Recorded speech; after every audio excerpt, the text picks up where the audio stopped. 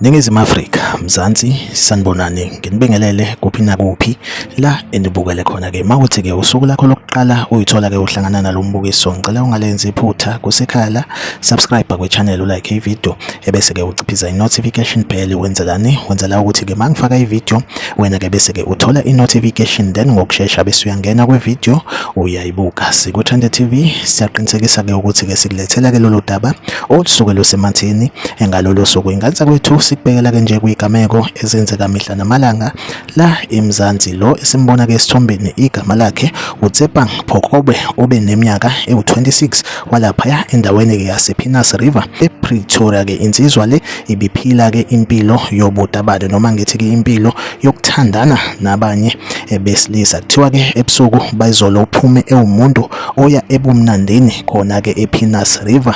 Kuthiwa ke ekseni namhlanje utholakala ke emgwaqweni edutshulwe kaningi. Umndeni uyakhala ukuthi ke awazi noma ke ubulawele impilo ayiphilayo yokuthandana nabanye besilisa. Umndeni uthi awukholelwa ekuthenini ke mhlambe ngabe ke ube nezitha ezingagcina simbulala cause ebewumuntu obezifundela enyuvesi. Lesigameko senzeke lapha endaweni yasePenas River ePretoria. Like ivideo, subscribe kwi channel, uphinde ucommente kwi comment section ungitshela ukuthi kuthini ukuphawula kwakho ngalolu daba. SikuTrend TV ngizohlezi ngikhona ngulethela ke indaba ezisematheni usuku nosuku. Ahlangabezane kwi video elandelayo.